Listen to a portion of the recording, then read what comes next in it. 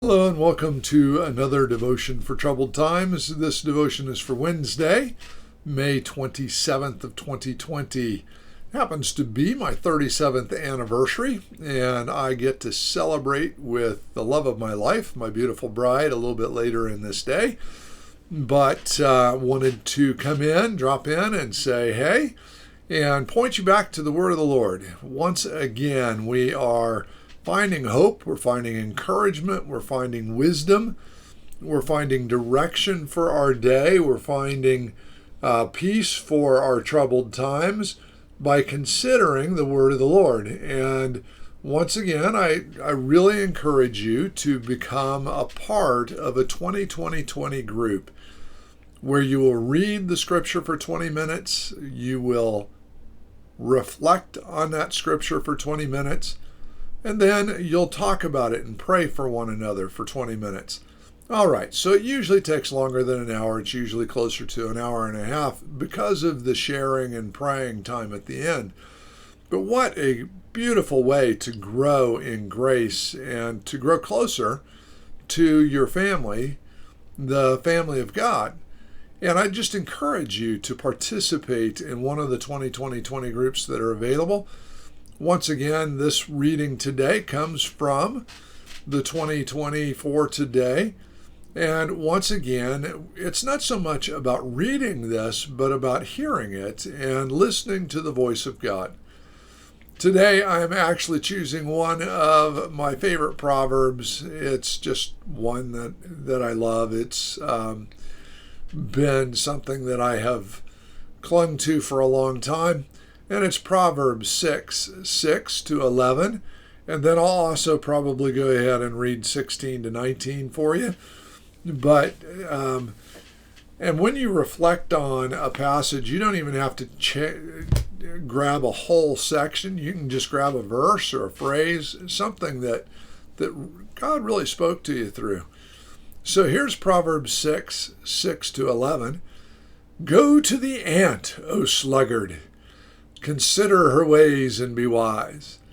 Without having any chief officer or ruler, she prepares her bread in summer and gathers her food in harvest. How long will you lie there, O sluggard? When will you arise from your sleep, a little slumber, a little folding of the hands to rest, and poverty will come upon you like a robber, and want like an armed man. Oh, this is just great wisdom from Solomon as he tells us that we need to get up and get out and get on with our day and do something. It's hard sometimes. And I have to admit, I love the word sluggard. It just it just rolls off the tongue. Go to the ant, O sluggard. This doesn't mean you never rest. This doesn't mean you never take a day off. The Sabbath was made for man, and we need to observe the Sabbath. We need to rest. But the temptation is, especially if we stay up too late, which is something that the Proverbs would warn us against, or if we're not taking care of ourselves or we're out doing the wrong things, we can become tired. We can become slow moving, sluggish. We can end up in a situation where we're not getting the things done that we need to get done. And as it says, poverty will come upon you like a robber and want like an armed man, unless we reverse our ways and we work hard and we order our lives and discipline our lives. I got to admit, I don't like this. I don't like the discipline, the daily grind. Heather and I have been exercising now for a little over a month, and we're tired, and we don't want to get up, and we have to keep getting up earlier and earlier because it's getting hotter and hotter. But we like what it does.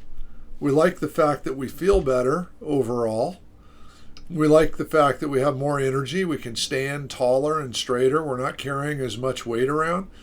See, all of these are things that we could put off. We could have a little bit of folding of the hands. We could have a little bit of, tomorrow. I don't want to do this today. But by forcing ourselves to keep going and to be disciplined and to get up, we accomplish what we need to accomplish, and we have a feeling of peace and fulfillment because of it. So, wisdom from ants. And then, since I'm in Proverbs 6, I'll just read to you 16 through 19 without comment. There are 6 things that the Lord hates, 7 that are an abomination to him. Haughty eyes, eyes that look down on others, a lying tongue, deceiving speech, and hands that shed innocent blood, a heart that devises wicked plans, feet that make haste to run to evil, a false witness who breathes out lies, and one who sows discord among brothers.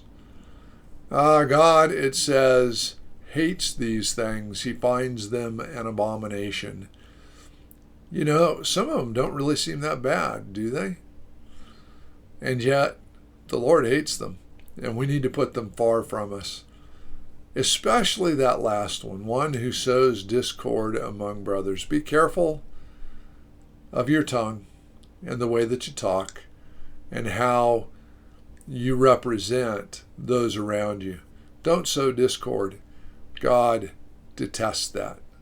Well, that's all for today. God bless you. Have a great day, and we'll see you tomorrow.